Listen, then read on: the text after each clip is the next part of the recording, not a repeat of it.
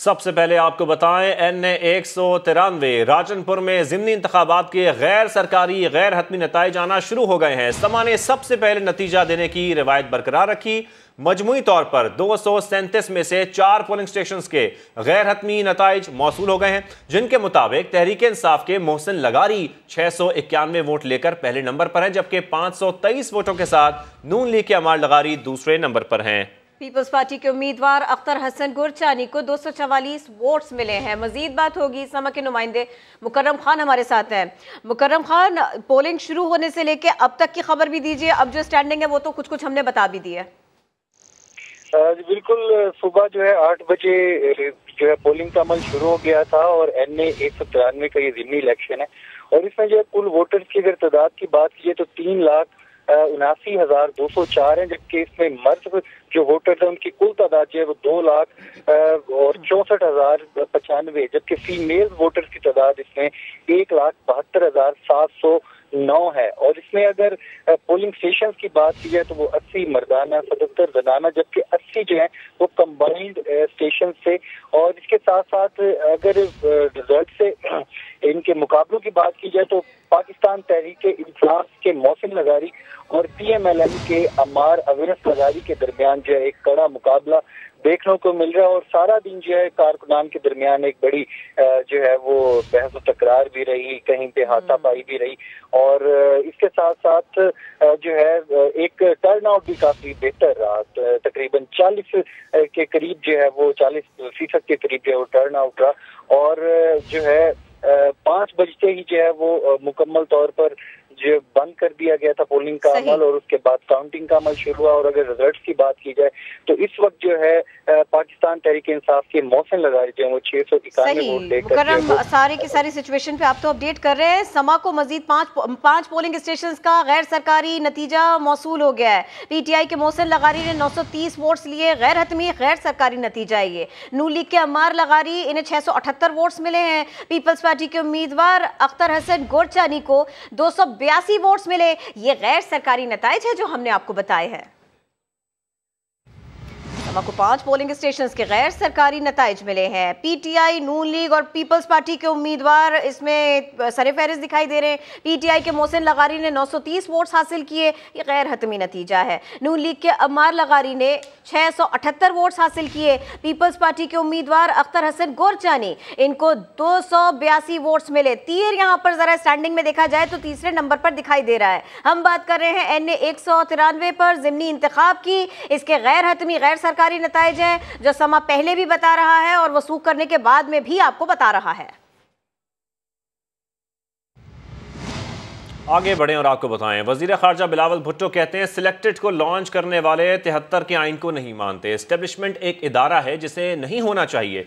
बोले गैर जमहूरी सोच अब भी बरकरार है। आज इंसाफ देने वाला इदारा आपस में लड़ रहा है। बिलावल भुट्टो ने मुतालिबा किया कि भुट्टो रेफरेंस सामने पड़ा है, इंसाफ दिया जाए। अदलिया में दोहरा मयार नजर आ रहा है। जमान पाक के वजीर आजम के लिए जज साहिब अपना मजाक बना रहे हैं। किसी का डॉक्ट्रिन था या किसी का स्क्रिप्ट था कि एक सिलेक्टेड को लॉन्च किया गया और लॉन्च इसलिए किया गया कि उस कंसेंसस को तोड़ने के लिए, ताकि गैर जमहूरी क़ुव्वतों को ज़्यादा जगह मिले, उनको एक प्रॉक्सी वज़ीर आज़म मिले, एक ऐसा वज़ीर आज़म हो जो कौम की मसाइल से में कोई दिलचस्पी ना ले। वो बना अगर वज़ीर आज़म तो सिर्फ इसलिए कि वो अपने आप को, अपने ख़ानदान को फ़ायदा पहुंचाए, लेकिन साथ साथ हमारा जुडिशरी को भी ऐसे डिवाइड कर लिया, हमारा मीडिया को भी ऐसे डिवाइड कर लिया, हमें डिवाइड कर लिया कि एस्टैब्लिशमेंट को भी डिवाइड कर लिया। जो 3 साल में हुआ, पता नहीं हम कब तक इस नुकसान का जो असरात है वो भुगतते रहेंगे। कब तक हमारा पार्लियामान, हमारे सियासतदान इतना डिवाइडेड होंगे कि मुल्क चलाने में मुश्किलात आ रहे हैं। हमारा मकसद ये है कि जितना स्पेस हम जमहूरियत के लिए लेंगे, जितना स्पेस पार्लियामान के लिए होगा, जितना स्पेस हम जमहूरी और सिविलियन इदारे को देंगे, जितना हम अपना काम करेंगे, तो फिर उतना कम स्पेस गैर जमहूरी कुव्वतों को मिलेंगे। वफाकी वज़ीर दाखिला राना सनाउल्लाह के इमरान खान पर ताक ताक कर वार। जेल भरो तहरीक को डूब मरो तहरीक का नाम दे दिया। दावा किया कि जेल भरो तहरीक में 100-125 आदमी गिरफ्तार हुए, जिनमें बेशतर रिहाई मांग रहे हैं। कहते हैं उन्हें वरगला कर लाया गया। वज़ीर दाखिला ने बताया कि सबको 30-30 दिन के लिए नज़रबंद किया गया है। पहले दूर दराज और फिर नज़दीक की जेलें भरी जाएंगी। राना सनाउल्लाह ने परवेज़ इलाही की ऑडियो का नोटिस लेने और इसका तदारुक करने का मुतालबा भी कर दिया। एक सवाल पर वफाकी वज़ीर का कहना था कि उन्हें और चंद वफाकी वज़ीरों की जान को खतरा है। मुल्क में दहशतगर्दी की लहर जारी है, अलर्ट रहने की ज़रूरत है। जेल भरो तहरीक PTI के लिए और इमरान खान रियाजी के लिए तो डूब मरो तहरीक जो है वो बन चुकी है। इन सब को 30-30 दिन के लिए नज़रबंद किया है। पहले दूर दराज की जेलें भरेंगे, उसके बाद फिर नज़दीक की भरेंगे। हर दिन इसका जो है फितनागरी और फसाद फैलाने, मुल्क को अनारकी और अफरा तफरी के सुपुर्द करने के लिए इसने खर्च किया है। ये बदबख्त एक नया फार्मूला लेके आ जाता है। ये चाहता है कि मुल्क सियासी तौर पे अदम इस्तेहकाम का शिकार रहे। यकीन है कि इस इलेक्शन में जब भी ये होते हैं, ये जल्दी हो या अक्टूबर में हो, कौम जो है वो इस फितने की शनाख्त करेगी, वोट की ताकत से इसे माइनस करेगी। तो ये जो बेंच फिक्सिंग है, इसकी इंक्वायरी की जाए, इसका सो मोटो नोटिस लिया जाए। अगर ये गलत है तो इसको सजा दी जाए। ये बात चौधरी परवेज़ इलाही कर रहा है उस वीडियो में, उसकी वेरिफिकेशन हो। वज़ीर आला सिंध मुराद अली शाह ने कहा है कि आइन का दिफा आम शहरी या वर्दी वाले का काम नहीं। अरकान पार्लियामेंट को डराते रहें तो कहाँ से फैसले करेंगे। आखिरी उम्मीद अदलिया रह गई है। अदालत को ताकतवर बनाना है। कहते हैं तौहीन अदालत से डर नहीं लगता क्योंकि अब बहुत चीज़ें हमारे साथ हो चुकी। एक आम शहरी का काम नहीं है आइन का दिफा करना, ना किसी वर्दी वाले का काम है आइन का दिफा करना। आप एग्जीक्यूटिव कोई वजीर बनते हैं, वजीर आजम बनते हैं, वजीर आला बनते हैं, सूबाई या वफाकी वजीर बनते हैं, तब भी आप ये हलफ उठाते हैं। और तीसरा हलफ जुडिशरी उठाती है इस चीज का। 2010 से पहले आर्टिकल 62 और 63 इतना ज्यादा इस्तेमाल नहीं हुआ था। उसके बाद तो जी जजेस, जुडिशरी बहुत ही एहतराम के साथ बीच में आई और उन्होंने कहा जी ये सियासतदानों को, लेजिस्लेचर को कमज़ोर करने का शायद यही तरीका है। लेजिस्लेचर के ये डर होगा कि वो किसी वक्त भी डिस्क्वालीफाई हो सकता है, वो फ्रीली कैसे काम करेगा। अब तो इतनी बार हम ये बातें कर चुके हैं, कंटेम्प्ट से डर नहीं लगता इतना कि कंटेम्प्ट ऑफ कोर्ट से डराया जाता है। नेशनल असेंबली पावरफुल कब होगी? जब नेशनल असेंबली के मेंबरान पावरफुल होंगे। और अगर हम ऐसे ही आगे चलते रहे तो हमें कहीं ना कहीं फिर रुक जाना पड़ेगा, कभी किसी जुडिशरी की डर की वजह से, कभी किसी और के डर की वजह से। जब खेल हो गया, जब मामला हो गया। आपको बताएं, एक तरफ सिक्योरिटी के नाम पर हुकूमत पंजाब ने 25 करोड़ का मुतालिबा किया है और दूसरी जानिब ये देखने को मिल रहा है, ये मालूमात मिल रही है कि पंजाब पुलिस के एहलकार सिक्योरिटी के बजाय ब्लैक में टिकट्स फरोख्त कर रहे हैं। पंजाब पुलिस के 2 एहलकारों की टिकट फरोख्त करते हुए वीडियो सामने आई। समन ने इसे हासिल किया। 5,000 रुपए वाले टिकट्स के लिए 10,000 रुपए का मुतालिबा किया गया। मजीद बात होगी, समा के नुमाइंदे कादिर ख्वाजा हमारे साथ है। कादिर ख्वाजा, ये जरा दोनों रुख बताएं हमें। हाँ जी बिल्कुल, पंजाब पुलिस के जवान जो हैं वो कदाफी स्टेडियम के बाहर PSL टिकटों को ब्लैक में फरोख्त करने लगे हैं, जबकि पंजाब पुलिस के 2 जवानों की टिकट को ब्लैक में फरोख्त करने की वीडियो और ऑडियो जो है वो समा पर देखी जा सकती है। जबकि खरीदार जो है वो पुलिस वाले से मुतालबा कर रहा है कि हमें टिकट चाहिए, कितने की मिल सकती है। जबकि पंजाब पुलिस के जवान ने उसको जवाब में कहा कि मेरे पास 2500 की 4 टिकटें हैं, आपने किस एम्प्लॉयर में जाना है, सब टिकटें हमारे पास मौजूद हैं, VIP भी मौजूद है। 5,000 की टिकट जो है वो पंजाब पुलिस के जवान 10,000 में जो है वो बेचने पर मसरूफ रहे। अपनी ड्यूटी छोड़कर ब्लैक की टिकट जो है उनको फरोख्त करने लगे। और उसके बाद पंजाब पुलिस के एहलकार से खरीदार ने जो गुफ्तगू की वो ये थी कि 10,000 बहुत महंगी है, इसको कम करें। जबकि इमरान खान एम्प्लॉयर VIP है और आप 10 की जगह 7,000 दे दो, आराम से बैठो। पंजाब पुलिस के एहलकार की खरीदार से ये सौदेबाजी सामने आई है और पंजाब पुलिस की सिक्योरिटी और लाइटों की मद में निगरान पंजाब हुकूमत पहले ही 45 करोड़ रुपया मांग चुकी है। जबकि IG Punjab doctor Usman Anwar Pakistan cricket board से रिटर्न में ये मांग चुके हैं कि 5 करोड़ दे दिया जाए और सिक्योरिटी हम जो है वो प्रोवाइड कर देंगे। अलबत्ता पंजाब पुलिस के जो जवान हैं उनके कारनामे आप समा की स्क्रीन पर एक्सक्लूसिवली देख सकते हैं कि वो किस तरह डटाई के साथ अपनी ड्यूटी छोड़कर ब्लैक में टिकटों को फरोख्त कर रहे हैं। कादिर ख्वाजा हमारे साथ ही रहिएगा, हर घड़ी तैयार, मगर किस बात के लिए? हम पंजाब पुलिस की बात कर रहे हैं। एक तरफ तो सिक्योरिटी के नाम पर पंजाब हुकूमत ने 25 करोड़ का मुतालिबा किया और दूसरी तरफ हमारे पास आई एक वीडियो जिसमें हम ये देख सकते हैं कि पंजाब पुलिस के सिक्योरिटी के बजाय एहलकार कर क्या रहे हैं, ब्लैक में टिकट्स फरोख्त की जा रही हैं। पंजाब पुलिस के 2 एहलकार, बड़ा वाज़ेह तौर पर इस वीडियो में इनको देखा जा सकता है। यहाँ बात क्या हो रही है? यहाँ बात ये हो रही है कि ये टिकट जो है ना, ये है 5,000 रुपये वाली टिकट, लेकिन इसके लिए 10,000 रुपये का मुतालिबा ये भी किया गया और फिर उसके बाद में मोल भाव हो रहा है, कुछ इसके ऊपर निगोशिएट किया जा रहा है। पंजाब पुलिस के 2 एहलकारों की टिकट फरोख्त करने की वीडियो समा ने हासिल कर ली। हमें टिकट चाहिए, कितने की भी मिल जाए, खरीदार ने कहा। 2,500 हज़ार वाले 4 टिकट्स हैं, पुलिस एहलकार ने यह बताया। कहा क्या जा रहा है, बताया क्या जा रहा है, ये भावताव हो क्या रहा है, हम वीडियो दिखाते हैं आपको।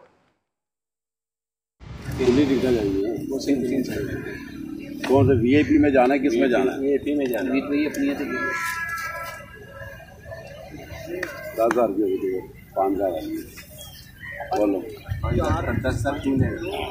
Number gate VIP gate Imran Khan की उधर है, जल्दी बोलो। नीचे वाला वीआईपी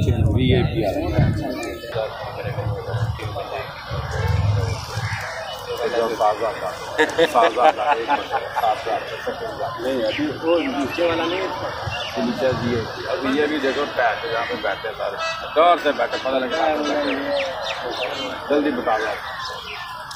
वीआईपी अक्सर है, वीआईपी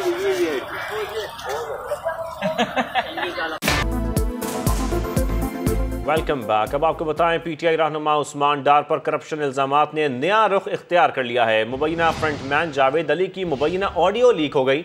दोस्त से कहा सरकारी नक्शे लाओ, 6 लाख रुपए की दिहाड़ी लगाओ। उस्मान डार और जावेद अली के वकील ताहिर सुल्तान की ऑडियो भी मंजरेआम पर आ गई।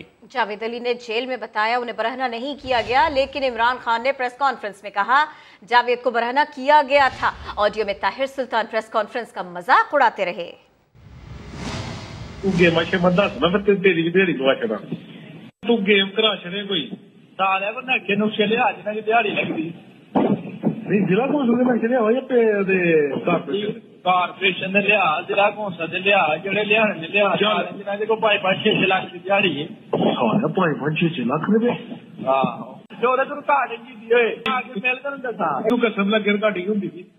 ये तो मैं के मंदा ही नहीं सीधे संगा है इमरान करिए का छड़ा नहीं नंगा जी।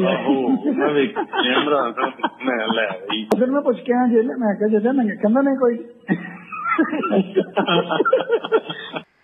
साबिक चेयरमैन वज़ीर आज़म यूथ प्रोग्राम और पीटीआई रहनुमा उस्मान डार के पीए का इकबाली बयान सामने आ गया।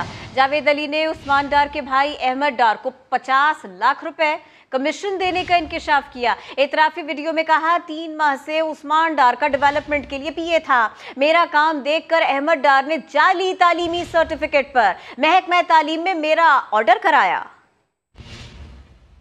मैं जावेद अली वल्द तालिब हुसैन सिकना जोधी अली खुर्द, मैं अपने पूरे होशोबास में ये बयान रिकॉर्ड करा रहा हूँ कि मैं 3 माह से उस्मान डार साहब का पीए था डेवलपमेंट के कामों का। ये NSTART की जो टोटल 28 यूनियन काउंसिलें हैं, उन 28 यूनियन काउंसिलों में 4 यूनियन काउंसिलों पे मैं काम करता था। ठेकेदारों को जो काम थे उनको ठेकेदारों से मुझे काम टेंडर मिले, जिन ठेकेदारों को उन ठेकेदारों में बाजवा एंड कंपनी थी जिसको 2 करोड़ का टेंडर मिला था और उससे 20 लाख रुपये कमीशन लेके मैंने अहमद डार साहब को दी।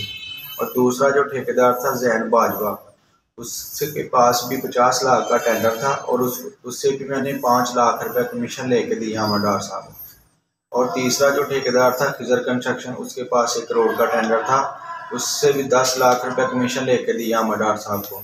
और जो चौथा कॉन्ट्रैक्टर था बलाल कॉन्ट्रैक्टर, उसके पास भी 1 करोड़ का टेंडर था, उससे भी मैंने 10 लाख रुपये कमीशन लेके दिया अहमद डार साहब को। और जो 5वां कॉन्ट्रैक्टर था अल लियाकत बिल्डर, उसके पास 50 लाख का टेंडर था और उससे भी 5 लाख रुपये कमीशन लेकर दी मैंने अहमद डार साहब को।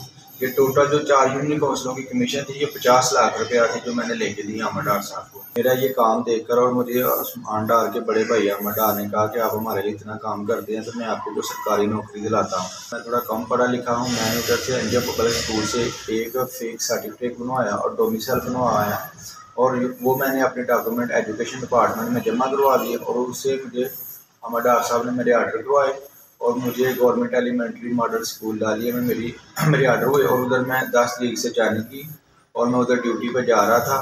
आगे बढ़े, इस्लामाबाद में वीवीआईपी सिक्योरिटी के लिए वफाकी पुलिस का नया प्लान तैयार।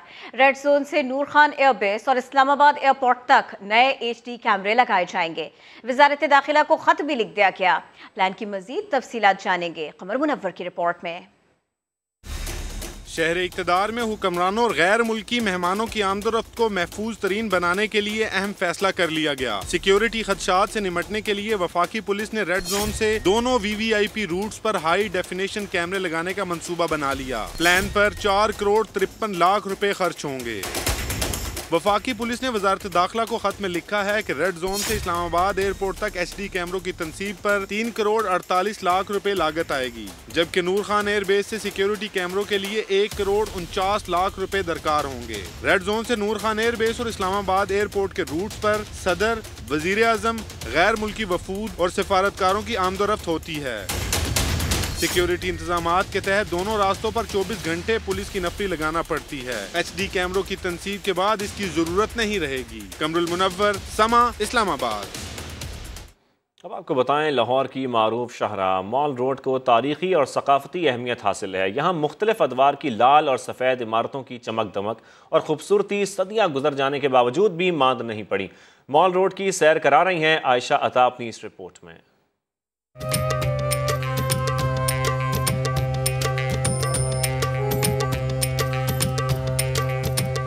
अफसानवी शोहरत की हामिल लाहौर की मारूफ शाहराह मॉल रोड 1849 में अंग्रेजों के दौरे हुकूमत में सबसे पहले तामीरात का आगाज यहीं से हुआ, जो 1938 में पंजाब असम्बली की तकमील के साथ एहतताम पसीर हुआ। गवर्नर हाउस, जिना लाइब्रेरी हो या Lahore high court, general post office हो या अजायब घर, कैथेड्रल चर्च शाहराह का हुस्न बढ़ाता है तो सफेद रंग की चमचमाती इमारतें मॉल रोड के माथे का झूमर समझी जाती हैं। कोई शक नहीं कि माल जो है तालीम और तल्लुम के लिहाज से, तिजारत के लिहाज से एक पूरी शहर आ गया लाहौर की। कॉर्नर हाउस की अप्रोच जो है वो उसको सीधा रखने के लिए फिर इसके दाएं बाएं तालीमी इदारे भी बने, चर्चेज भी बने, हत्ता कि जो गवर्नमेंट कॉलेज की इमारत है पहले चर्च था। सिख, अंग्रेज और इस्लामी तर्ज तामीर के ये शाहकार इस सड़क की तारीखी अहमियत को उजागर करते हैं। के दौर में इस एरिया को अपने जर्नैलों के हवाले कर दिया गया था। 1800 के अवाइल में आ जाएं या उसके एंड पे आ जाएं तो यहाँ पे बाकायदा तौर पर इस रोड की मंजूरी दी गई। 1 महीने के नोटिस पे बनी। यहाँ पे आपको हिंदू आर्किटेक्ट भी मिल जाता है, मुस्लिम आर्किटेक्ट भी मिलता है, सिख का बनाया हुआ भी मिलता है और इवन अंग्रेज़ सरकार की तरफ से जो सरकारी बिल्डिंग्स बनाई गई थी वो भी यहाँ पर आपको मिल जाती है। हुकूमत हिंद ने 1851 में मॉल रोड के मंसूबे की मंजूरी दी।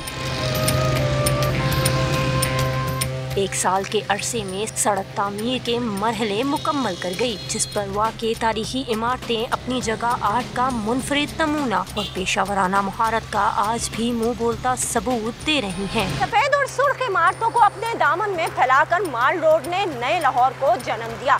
यही वजह है कि इस शाहराह का शुमार आज भी बरे सगीर पाको हिंद की बेहतरीन सड़कों में होता है। कैमरामैन जब्बार जिया के साथ आयशा अता, समा, लाहौर।